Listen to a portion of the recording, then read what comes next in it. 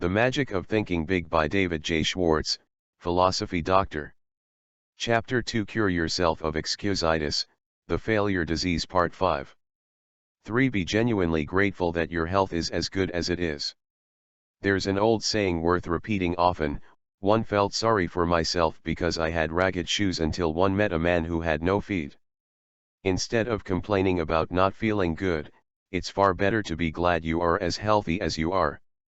Just being grateful for the health you have is a powerful vaccination against developing new aches and pains and real illness. 4. Remind yourself often, it's better to wear out than rust out. Life is yours to enjoy. Don't waste it. Don't pass up living by thinking yourself into a hospital bed. 2. But you've got to have brains to succeed. Intelligence excusitis, or I lack brains, is common. In fact, it's so common that perhaps as many as 95% of the people around us have it to varying degrees. Unlike most other types of excusitis, people suffering from this particular type of the malady suffer in silence. Not many people will admit openly that they think they lack adequate intelligence. Rather, they feel it deep down inside. Most of us make two basic errors with respect to intelligence. 1. We underestimate our own brain power. 2. We overestimate the other fellow's brain power. Because of these errors, many people sell themselves short.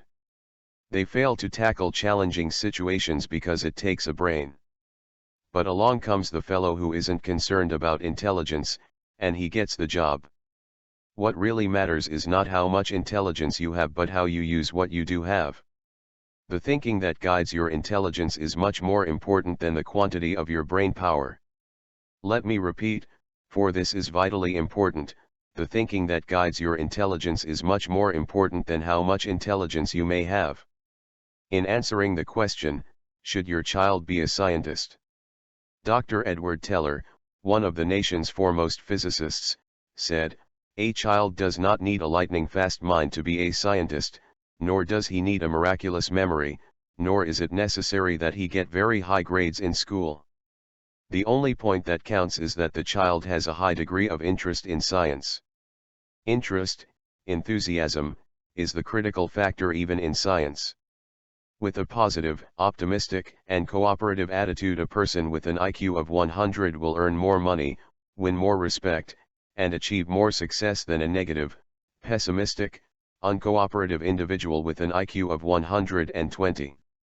Just enough sense to stick with something, a chore, task, project until it's completed pays off much better than idle intelligence, even if idle intelligence is of genius caliber. Stickability is 95% of ability. At a homecoming celebration last year, I met a college friend whom I had not seen for 10 years. Chuck was a very bright student and graduated with honors. His goal when I last saw him was to own his own business in western Nebraska. I asked Chuck what kind of business he formally established. "Well," he confessed, "I didn't go into business for myself.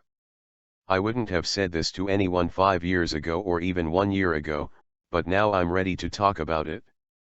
This is the end of Chapter 2, Part 4.